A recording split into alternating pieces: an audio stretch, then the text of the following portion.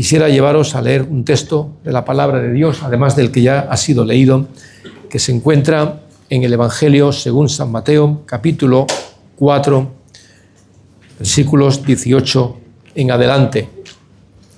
Evangelio según San Mateo, capítulo 4, versículos 18 en adelante, donde leemos así: andando Jesús junto al mar de Galilea, vio a dos hermanos, Simón, llamado Pedro, y Andrés, su hermano, que echaban la red en el mar porque eran pescadores. Y les dijo: venid en pos de mí, y os haré pescadores de hombres. Ellos entonces, dejando al instante las redes, le siguieron. Y pasando de allí, vio a otros dos hermanos, Jacobo, hijo de Zebedeo, y Juan, su hermano, en la barca con Zebedeo, su padre, que remendaban sus redes, y los llamó. Y ellos, dejando al instante la barca y a su padre, le siguieron. Muy bien, hasta aquí la lectura de la palabra del Señor. Quisiera llevaros ahora al texto que ya hemos leído en Primera de Pedro, capítulo 3, versículos 14 al 16, porque de lo que quiero hablaros en esta mañana, en el nombre del Señor, es acerca de esto, de dar razón de la esperanza que hay en nosotros.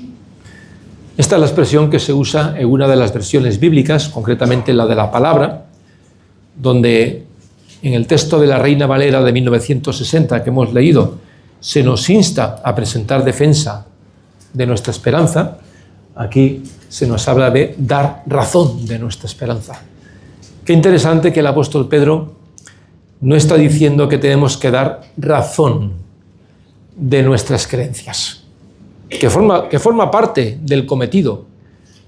No está diciendo que tenemos que dar razón de nuestras creencias o de nuestra historia, que es importante recordarla, sino dar razón de la esperanza que hay en nosotros. Esto es lo distintivo del cristianismo, la esperanza que hay en nosotros. Cristo en nosotros, esperanza de gloria, diría el apóstol Pablo, la esperanza. Cuando Jesús llamó a sus discípulos, y aquí hemos leído un texto bíblico en Mateo donde son llamados los primeros 4 discípulos, 2 parejas de hermanos que llegaron a ser claves, no solamente entre el grupo de los 12, sino después dando continuidad al ministerio que Jesús había comenzado. Cuando Jesús llamaba a sus discípulos, nos preguntamos, ¿qué esperaban estos discípulos de Jesús cuando decidieron seguirle? Porque algo que hemos leído es que cuando Jesús les llamó, al instante dejaron lo que estaban haciendo, al instante, y siguieron a Jesús. ¿Cuál era la expectativa que tenían estos hombres que decidieron seguir a Jesús en respuesta a su llamado? Quizás cada uno de ellos albergaba en su corazón sus propias expectativas. Ya sabemos que en un principio siguieron a Jesús porque se admiraban de su doctrina y luego quedaron más admirados viendo sus milagros, viendo lo que Jesús hacía, cómo estaba con la gente, cómo trataba a las personas. Llegaron a albergar en sus mentes la idea, ¿será este el rey de los judíos que necesitamos? Tanto es así que esta idea fue creciendo poco a poco y solamente faltaba una muchedumbre enfervorizada que quiso proclamar a Jesús rey, y Jesús lo que hace es apartarse. Él no venía con este propósito. Eso sí, lo que sus discípulos nunca esperaron que ocurriera es ver a su maestro colgado de una cruz. Nunca esperaron eso. O sea, esto no encajaba en su esquema, no encajaba en sus planes, porque ellos, siendo judíos desde niños, habían escuchado acerca del Mesías de Israel, que un día se levantaría y libertaría a este pueblo de su opresión. Claro, ver a Jesús en una cruz colgado, agonizante, rompió todas sus esperanzas y expectativas. Por eso lo que hicieron fue discretamente apartarse y volver cada uno a su lugar. Y aunque Jesús se lo había dicho repetidas veces, que era necesario que Él, el Hijo del Hombre, padeciese y fuese maltratado y fuese crucificado y muerto, pero al tercer día resucitaría. No acababan de entender eso. Hasta que una mañana gloriosa, una noticia sacudió al grupo de los 12. El Señor ha resucitado. Y cuando ellos contemplaron a su Señor vivo y bien vivo, y no era un fantasma ni una aparición, sino era el Señor, a quien podían tocar, a quien podían abrazar, con el que podían comer, con el que podían pasear, entonces dijeron, realmente, este no es solamente el Mesías, es el Señor. El término que los judíos reservaban únicamente para Dios, Adonai, el Señor. Bien, pues aquellos discípulos que comenzaron siguiendo a Jesús, quizás algunos de ellos pensaron, como pensaban muchas personas de la época cuando seguían a un maestro judío, a un rabí, llegar a ser también ellos maestros. Dentro del pueblo de Israel, los rabís, eran muy respetados, eran los maestros de Israel, los que instruían al pueblo en la palabra de Dios, en la ley de Dios, y gozaban de prestigio, y gozaban de buena posición. Hombre, es verdad que Jesús pues no venía de muy buena familia, no venía de una ciudad muy conocida, no había estudiado en una excelente escuela rabínica, no tenía nada de esto. Pero sin duda sus palabras las proclamaba con autoridad y hasta los más entendidos y eruditos se quedaban asombrados de la claridad y el poder y la autoridad con la que Jesús enseñaba. Bueno, si alguno de ellos pretendía ser maestro, convertirse en un sucesor de Jesús como maestro, Jesús ya se lo dejó bien claro desde el principio. Vosotros no queráis, podemos pasar, vosotros no queráis que os llamen rabí. Vaya jarro de agua fría, no queráis que os llamen rabí, porque uno es vuestro maestro, el Cristo, y todos vosotros sois hermanos. Esto lo encontramos en Mateo 23, versículo 8.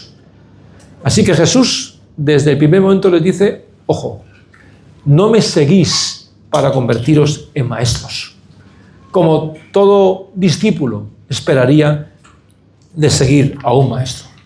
Entonces, ¿para qué llamaba Jesús a sus discípulos?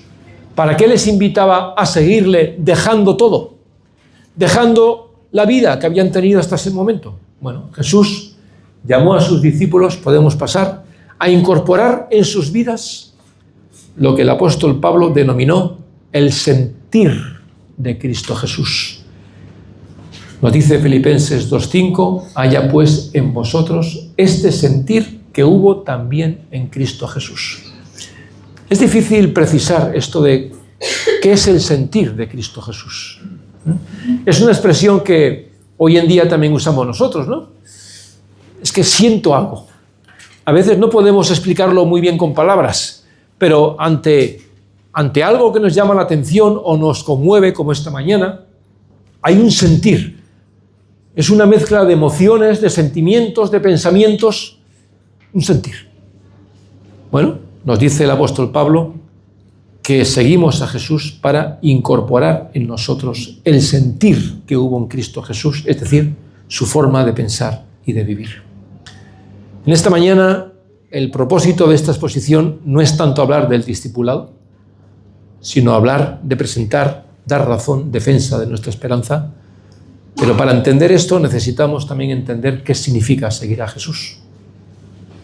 Y el apóstol Pablo nos da algunas pistas acerca del seguimiento de Jesús. Estoy seguro de que vuestro pastor, Patricia y otros líderes de la iglesia os han hablado acerca del discipulado, tan esencial en la vida cristiana. Nosotros no seguimos un sistema de creencias, no seguimos simplemente pensamientos heredados, seguimos a Jesús, el Señor, le seguimos. Y tenemos nuestra mirada delante de Él, igual que los discípulos que seguían a Jesús e iban detrás de Él. Jesús iba siempre delante y eso les daba confianza, porque cuando miraban al Señor, a pesar de sus dudas, a ver, cosas que a veces ocurrían, ellos estaban seguros de que el Señor sabía hacia dónde les llevaba. Y nosotros también, siguiendo a Jesús, sabemos hacia dónde nos lleva. Aunque el camino pueda ser difícil, tortuoso, porque el Señor nunca ha prometido un camino de rosas. Si alguno quiere venir en pos de mí, niéguese a sí mismo, tome su cruz y sígame. Es decir, seguir a Jesús no es opción para pusilánimes, ni opción para personas de doble ánimo, ni para débiles, ni para temerosos. Seguir a Jesús es un desafío. Ahora, sabemos a dónde vamos. El Señor dijo a sus discípulos: os he preparado morada en la casa de mi Padre. Y donde yo estoy, vosotros también estaréis. Así que sabemos a dónde vamos. Vamos a la morada de nuestro Señor. ¿Cómo haga esto el Señor? Yo no lo sé. Seguramente para todos nosotros el tránsito será la muerte. Pero la muerte no será el final. La muerte es la culminación de nuestra esperanza. Porque cuando cerremos nuestros ojos en esta tierra, abriremos nuestros ojos y veremos al Señor.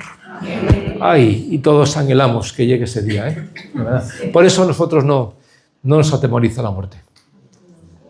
La muerte ha sido derrotada en Jesucristo. Ha sido derrotada. El último enemigo. Y si el Señor pues, nos llama a su presencia de esta manera, pues allí iremos. Iremos a su presencia. ¿Que Dios quiera hacerlo de otra forma? Pues yo no lo sé. Que Él venga antes y arrebate su iglesia, pues bien, si lo hace también estará bien. Así que entonces seguimos a Jesús. Hay una esperanza que guardamos y cuidamos y alimentamos. Por eso es necesario que nos exhortemos unos a otros recordando que el Señor viene, que el Señor volverá, que lo ha prometido. Y lo veamos nosotros o no lo veamos con nuestros ojos, lo que sí sabemos con plena certeza es que un día estaremos con Él, porque nos lo ha prometido.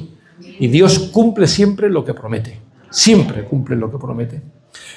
El apóstol Pablo, escribiendo a los Efesios en el capítulo 4, versículos 3 al 15, nos da algunas pistas acerca de lo que significa seguir a Jesús y qué es lo que podemos esperar de Él.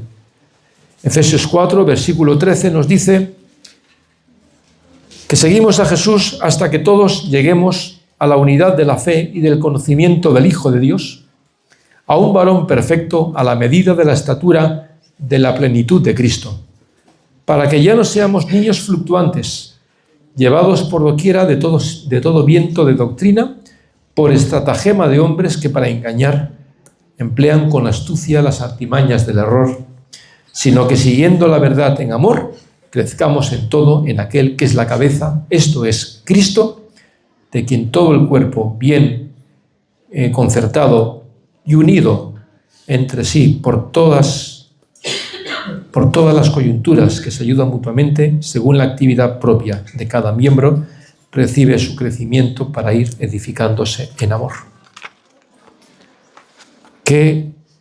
¿Cómo podemos incorporar en nuestras vidas este sentir de Cristo Jesús, del cual el apóstol Pablo nos habla en Filipenses capítulo 2?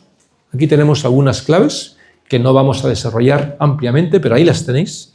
Nos dice el apóstol Pablo, buscando junto a otros discípulos la unidad de la fe. Es decir, nuestro caminar en Cristo, nuestro seguimiento de Jesús, no es una carrera solitaria, sino que junto a otros, junto al cuerpo de Cristo, que es la Iglesia, buscamos la unidad de la fe.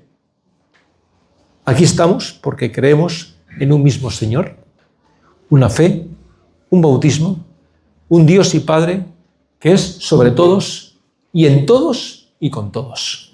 Esta es la unidad de la fe por encima de cualquier barrera que los seres humanos hayamos establecido. Somos uno en Cristo Jesús, una familia en el Señor. No hay mejor término para describirnos, una familia en el Señor. Y las familias se preocupan los unos por los otros. Eso es ser familia en Cristo. Así que junto a otros miembros de la familia, de mi familia en la fe, buscamos la unidad en Cristo. Incorporamos el sentir de Cristo Jesús cuando dejamos de ser niños espirituales. inmaduros e inconstantes?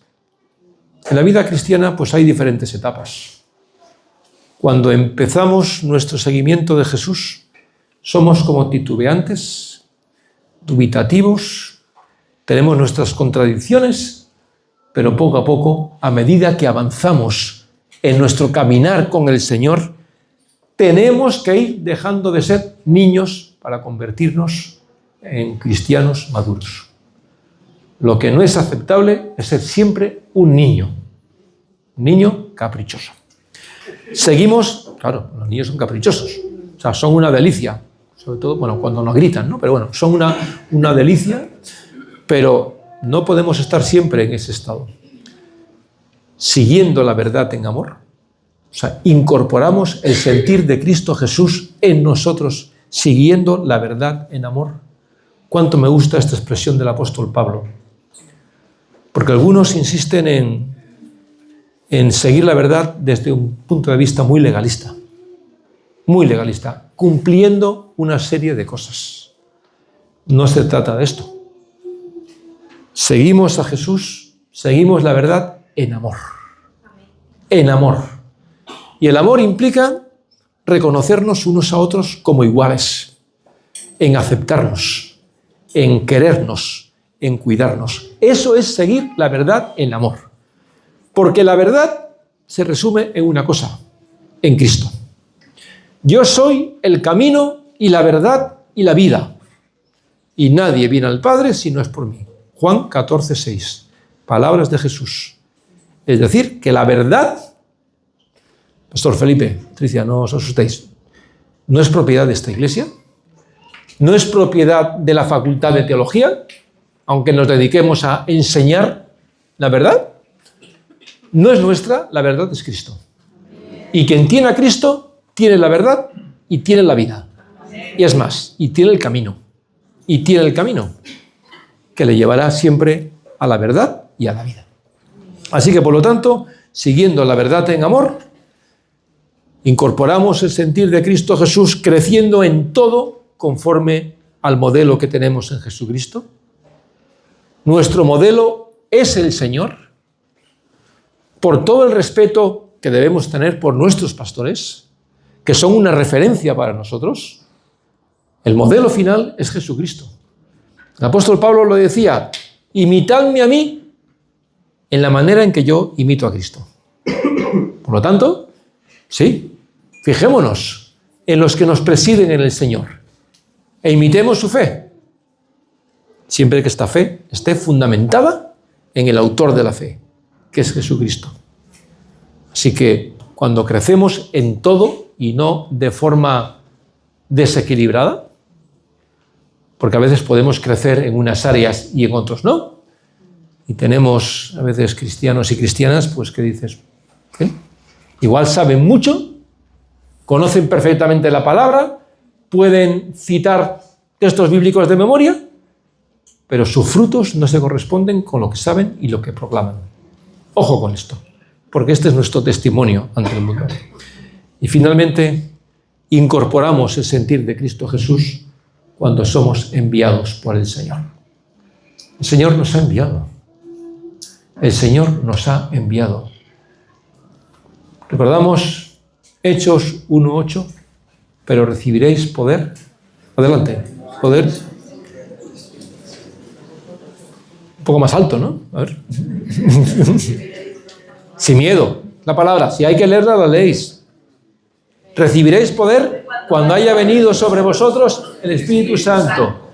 Y me seréis testigos en Jerusalén, en Judea, en Samaria y hasta lo último de la tierra. Somos enviados por el Señor. Por eso no importa de dónde vengamos, sino a dónde nos envía el Señor. Y ya lo sabéis, os ha enviado aquí. Así que este es vuestro campo de misión. Podríamos hablar mucho más acerca de esto, pero quiero dejaros con algunas preguntas de reflexión.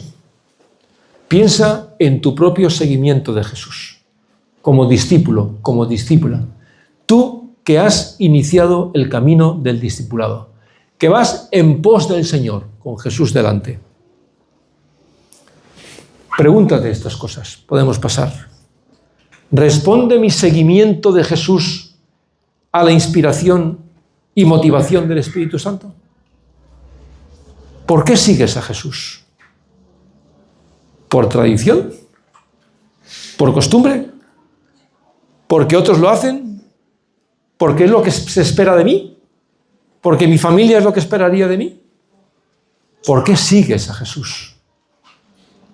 Seguimos a Jesús porque Dios ha puesto en nosotros tanto el querer como el hacer por su buena voluntad. Esta es la motivación del Espíritu Santo. Seguimos a Jesús por iniciativa de Dios. ¿Refleja tu seguimiento de Jesús la presencia de Cristo en el mundo? ¿Eres un testimonio vivo allí donde estás? ¿Eres una carta viva donde los demás pueden ver y pueden leer? O sea, ¿encarnas la presencia de Cristo en este mundo, del Cristo resucitado? ¿En tu comunidad, en tu familia, en tu trabajo, donde estudias? ¿Reconocen otros en ti a Cristo? Porque esta es la piedra de toque del discipulado. ¿Estoy reflejando a Cristo, su presencia? ¿Tu seguimiento de Jesús te está llevando a una mayor comprensión de tu fe? A medida que creces en el Señor, como nos dice el apóstol Pablo, ¿voy entendiendo más y más mi fe en Él? Y cuando digo entender la fe, no estoy diciendo entender todas las implicaciones. El conocimiento de Dios es tan sublime que aunque viviéramos 1000 vidas, nunca llegaríamos a comprender en su gran dimensión el amor de Dios. Pero si no entendemos ni siquiera el amor de Dios, ¿cómo vamos a entender todo lo demás? Pero bueno, pero seguir a Jesús, como pasó con los discípulos, implicaba también entender cada vez más su identidad. O sea, tu seguimiento de Jesús te está llevando a entender más y más tu identidad cristiana, a entender los fundamentos de tu fe. Tu seguimiento de Jesús te está llevando a un mayor conocimiento de la fuente de tu fe, que es la Biblia. Es decir, a medida que sigues al Señor, ¿acudes más y más a su palabra?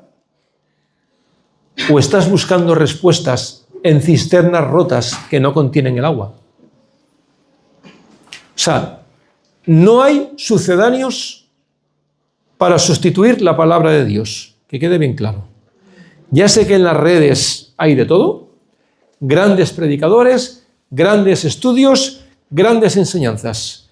Nada de eso sustituye el estudio y la lectura de la palabra de Dios. Y este mensaje tampoco. ¿De acuerdo? Por lo tanto, seguir a Jesús a lo que nos tiene que llevar es a amar más y más su palabra. Así que si tu seguimiento de Jesús es un seguimiento maduro, anhelarás, desearás leer, estudiar la palabra de Dios. Y si no tienes esas ganas, tendrás que preguntarte qué es lo que está pasando. Y sobre todo, ¿tu seguimiento de Jesús te está llevando a relacionar tu fe en Él con tu vida práctica? ¿O hay una dicotomía? Mi fe es para los domingos y el resto de la semana vivo a mi manera. Bueno, ¿acaso el Señor no nos ha salvado y redimido para sí? Y ha puesto en nosotros un fruto, que es el fruto del Espíritu Santo. Es decir, otros tienen que ver en ti los frutos de tu seguimiento de Jesús. Tiene que haber una relación entre la fe y la vida. Y queridos hermanos y hermanas, quiero deciros que la Iglesia hoy, la Iglesia contemporánea, está fallando en esto. Fallando en esto, en esa relación entre la fe y la vida. A veces mucha fe y pocos hechos. Muchas hojas y poco fruto. Acordaos del ejemplo que Jesús puso de la higuera. Aquella higuera muy hermosa, muy vistosa y muchas hojas. Pero cuando buscó fruto en ella, no encontró nada. Es una advertencia, una advertencia. Así que, ¿sigues a Jesús? Él te ha llamado a seguirle. Pues entonces tu seguimiento de Jesús se tiene que traducir en tu vida diaria, en tus relaciones, con los tuyos, con tus vecinos, con tu honestidad, con tu disciplina, con tu carácter, con tu forma de hablar, con tu forma de caminar, hasta en tu forma de vestir. Ahí se tiene que reflejar el seguimiento de Jesús. Y no vengamos con otras cosas. No, es que eso es subjetivo. Subjetivo no. Subjetivo no. Esto lo enseña la palabra de Dios. Así que tu seguimiento de Jesús se note en tu vida. De forma que todos aquellos que te ven digan, efectivamente, este es un seguidor o una seguidora de Jesús. Y junto con esto, el apóstol Pedro nos dice que estemos siempre preparados para presentar defensa de la esperanza que hay en nosotros. Estemos siempre preparados, alerta, porque constantemente se nos va a demandar razón de la esperanza que hay en nosotros. Seguro que ya habéis vivido esta experiencia. Las personas que os rodean os observan, no os observan, y tarde o temprano pedirán razón de la esperanza que hay en nosotros. ¿Qué significa esto de estar preparados? Muy rápidamente. Mirad, estar preparados para dar razón de nuestra esperanza comienza con algo tan básico como la conversión a Cristo. Es decir, no podemos hablar de la que no hemos experimentado. Y estoy hablando de conversión a Cristo, no estoy hablando de tener una larga tradición, llámese evangélica o como sea. Hablo de conversión a Jesucristo, una regeneración espiritual, un cambio de vida radical. Un siervo de Dios ya con el Señor, José María Martínez, le escribió acerca de la conversión. Lo importante no es el modo de la conversión, sino el hecho en sí, al cual llegamos por el arrepentimiento de nuestros pecados y la fe viva en Jesucristo. Esto es la conversión. Arrepentimiento y fe viva en Jesucristo. Y cada uno de nosotros tiene su historia acerca de su encuentro con el Señor. Una historia más dramática o más normal. Algunos quizás hemos tenido el beneficio de nacer en familias cristianas. Gracias a Dios por los hogares cristianos. Donde esto apela al deber de los padres de instruir a nuestros hijos en el camino del Señor. Cuando crezcan, ellos tomarán su decisión. Pero nuestro deber como padres es instruir a nuestros hijos en el camino del Señor. ¿Vale? No seamos negligentes en esto. Pero la conversión es un hecho personal. Es un hecho personal. Y como digo, algunos seguramente habéis tenido conversiones que, como se dice mucho por aquí, pondrían los pelos de punta. Y otros, pues quizás no tanto. Pero no es la forma, es el hecho. Es el hecho de que hemos tenido un encuentro con Cristo. Y eso es lo que cuenta. Eso es lo que cuenta. Ese encuentro que nos lleva al arrepentimiento, a reconocer que somos pecadores y a tener una fe viva en Él. Como decía el gran reformador Martín Lutero, él decía que la fe es la confianza viva y osada en la gracia de Dios. Porque por gracia somos salvos, por medio de la fe, y no por obras para que nadie se gloríe. Uno de los fundamentos de la Reforma del siglo XVI. Por lo tanto, la conversión. Estar preparados para dar razón de la esperanza significa conocer la esperanza, experimentar la esperanza, de la cual hablamos a otros. Pero también estar preparados significa tener pasión por Cristo. Parece que la conversión sea solamente no, que sea el primero y estadio final. ¡Hala! Ya he creído en Jesucristo, ya lo tengo todo asegurado, porque como por gracia soy salvo, bueno, evidentemente, somos salvos por gracia, a pesar de cómo somos, a pesar de cómo somos, como recordaría el apóstol Pablo en Gálatas 2:20, el Señor me amó. O sea, antes que amarle yo a Él Él me amó a mí, dice Pablo, a mí, siendo yo como era, Y Dios te ha amado a ti y a mí, siendo como éramos, cada uno de nosotros. Podía haberse fijado en otros, pero nos ha amado a nosotros. Como sigue amando a este mundo y a cada persona que pasa a nuestro alrededor, esperando que esas personas realmente lleguen al arrepentimiento y la conversión a Cristo. Pero no es solamente la conversión, es la pasión por el Señor. Tenemos que recuperar la pasión por el Señor. Porque la pasión por Cristo no es solamente tener convicciones acerca de Cristo, es experimentar a Cristo. El mensaje para la iglesia de hoy es que tenemos que recuperar nuestra pasión por Él, nuestro primer amor por Él. Porque estamos demasiado relajados, demasiado acomodados, demasiado conformados. Y es hora de despertar, queridos hermanos, es hora de despertar. Y este mensaje que os lo predico, estoy seguro que hoy, a esta hora, está siendo predicado en muchos lugares del mundo y de este país. Porque la iglesia tiene que levantarse y resplandecer. Tiene que hacerlo. Y eso tiene que ver con la pasión por el Señor, en estar enamorados del Señor.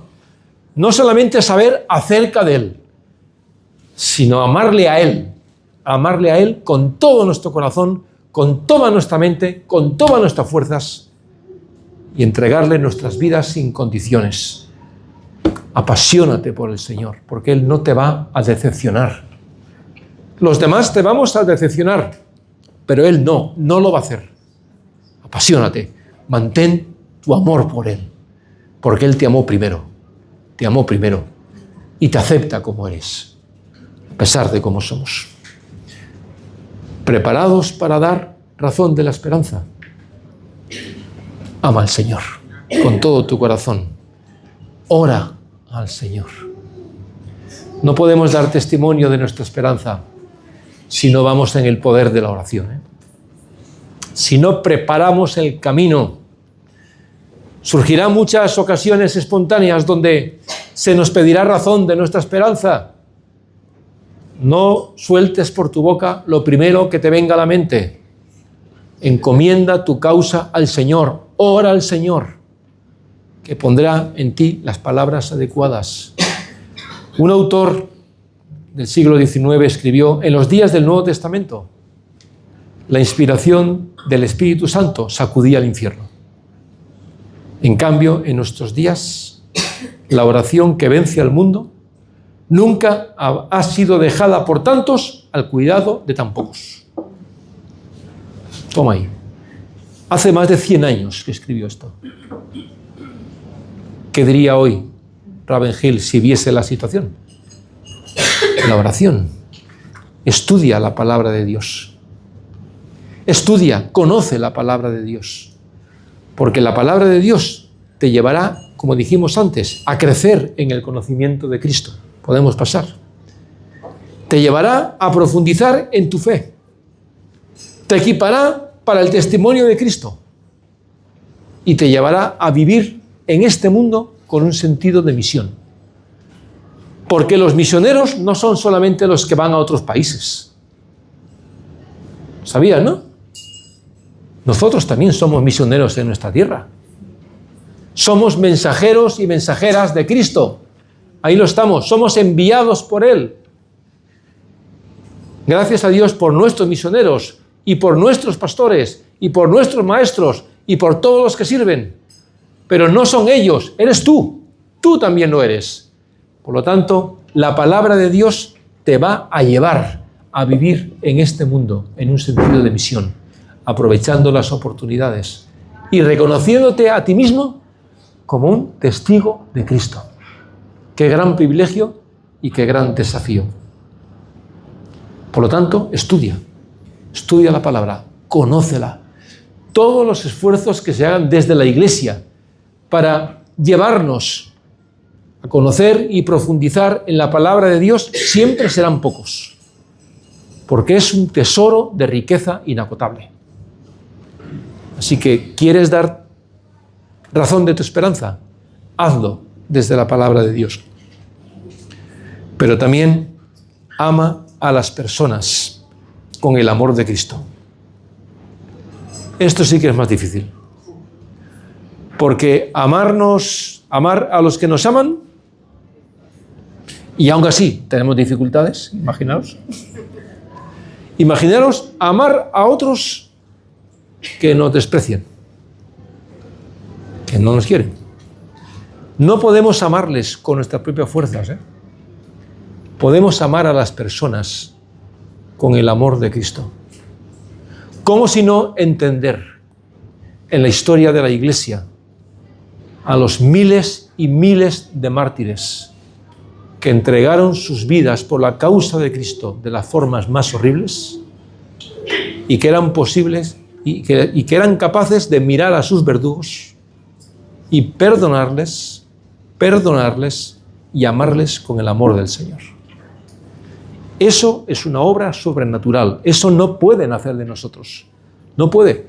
O sea, no te esfuerces en mirar a tus vecinos que te tienen manía con amor por ti mismo. No vas a poder hacerlo. Pide al Señor que te enseñe, que te ayude a amar esas personas como tú quieres, como Él quiere que lo hagas. Porque es el amor el que nos llevará a dar razón de nuestra esperanza. Es nuestro interés por otros. Es el amor, en definitiva, el amor del Señor. Y prepárate para soportar el rechazo y el desprecio de otros. Seguro que todo esto lo hemos vivido todos en algún momento, ¿verdad? El rechazo o el desprecio de otros. Todavía recuerdo, las historias que mi padre me contaba. Mi padre ha servido al Señor, como el pastor Felby lo ha dicho, durante muchísimos años. 71 años sirviendo al Señor. En unos años en los que en este país no había libertad, porque hoy disfrutamos de libertad. Pero hubo un tiempo en que no hubo aquí, un tiempo muy largo, una historia muy larga donde aquí no había libertad. Ni religiosa, ni de conciencia, ni de expresión, ni de reunión, ni de publicación, ni de nada. Pero la Iglesia del Señor estaba viva, viva y militante como pocas. Y él recuerda cuando él, en su primer amor, se convirtió al Señor siendo un jovencito, pues quería compartir su esperanza en Cristo con otras personas. El desprecio comenzó con su familia. Siguió con sus compañeros de trabajo. Siguió después con sus amigos. Y continuó a través de los años cada vez que él quería hablar de Cristo a otros.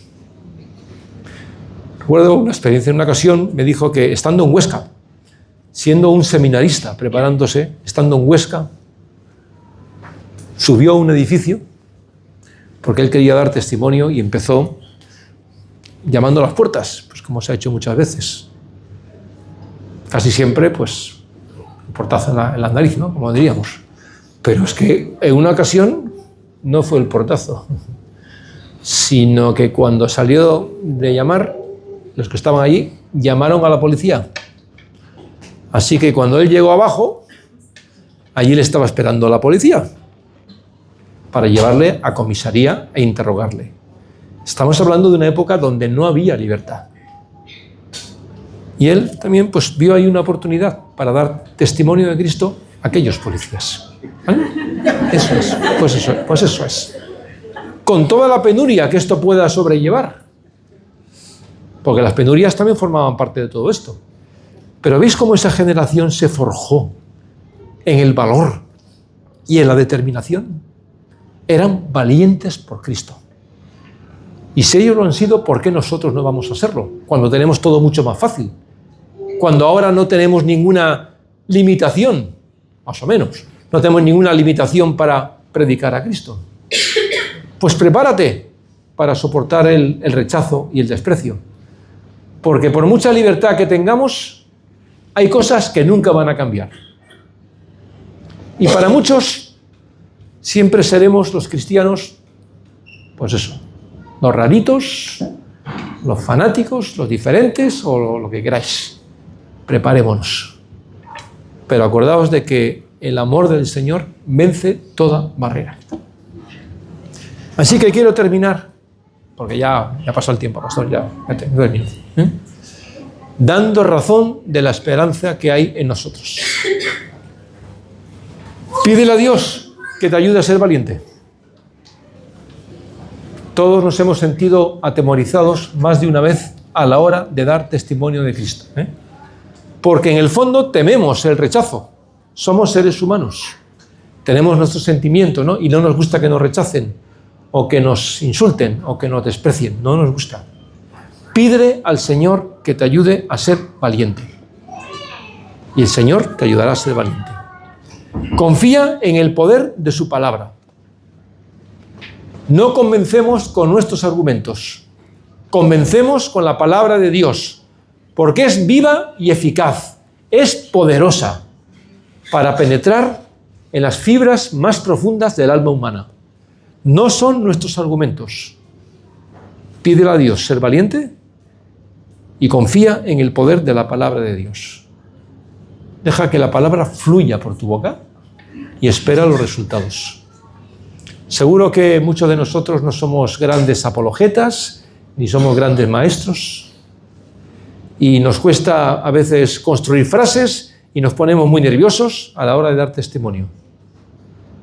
¿Recordáis lo que dijo Jesús a aquel endemoniado gadareno que había sido liberado de sus demonios?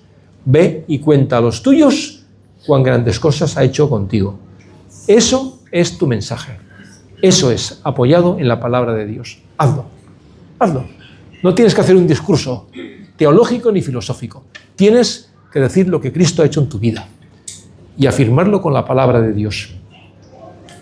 Y finalmente, dando razón de la esperanza que hay en nosotros, da testimonio de Cristo en obediencia al Señor. Porque dan razón de nuestra esperanza. No es algo que depende de nosotros, no depende de nuestras apetencias, de nuestro estado de ánimo, no depende de cómo me siento hoy o cómo me siento mañana. Es un acto de obediencia al Señor. Tu propia vida tiene que ser un testimonio vivo de lo que Cristo ha hecho en ti. Da testimonio. Aunque seas incapaz de pronunciar 2 palabras seguidas bien pronunciadas, que tu vida hable por sí misma. Que otros vean a Cristo en ti. Que Calahorra, que Logroño, que Tudela, que Losada, que en todo lugar de donde vengáis cada uno de vosotros, que en todo lugar seáis conocidos como lo que sois, discípulos de Jesucristo. No hay mayor honra que esta, No hay mayor honra. Estén de acuerdo o no con vosotros, pero que os reconozcan como seguidores de Jesús. Si eso es así, habéis hecho la obra que el Señor os dio que hicieseis. Eso es. Así que, queridos hermanos, nos exhortamos unos a otros, yo a vosotros y vosotros a mí, a ser valientes, a confiar en la palabra de Dios y a obedecer al Señor. Esto es dar razón de la esperanza que hay en nosotros. Que el Señor nos siga ayudando a cada uno de nosotros en el lugar donde estamos, y tomando las palabras del pastor, el próximo día que vengamos, que veamos no solamente esta iglesia tan hermosa, sino a los que después el Señor ha añadido conforme a su propósito.